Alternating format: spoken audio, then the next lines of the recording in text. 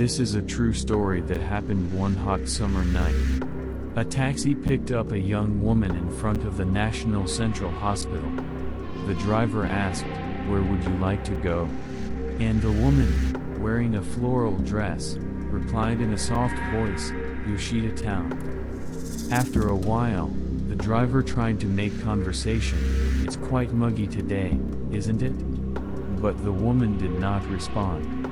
Thinking to himself, what an odd passenger, he glanced at her in the rearview mirror and noticed her face was pale, as if drained of blood. "Are you feeling unwell?" he asked, but she simply said, "No," and remained silent thereafter. The driver, feeling uneasy, drove on in silence until they reached Yoshida Town. "Please stop here," the woman requested. The driver stopped the car. "I'm sorry, I don't have any money with me, could you wait here for a moment?" she said, and then she got out and entered a house nearby. The driver waited for a while, smoking a cigarette, but the woman did not return. Even after 5 minutes, she did not come back. Curious, the driver decided to go to the house where the woman had entered.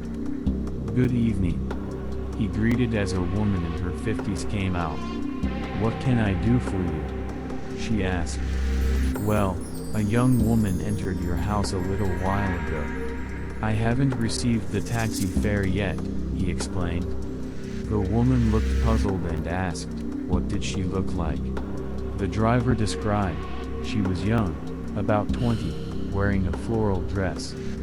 The woman gasped in shock. "Oh, could you please come this way?" she requested and led him to a room. Inside, the driver was taken aback.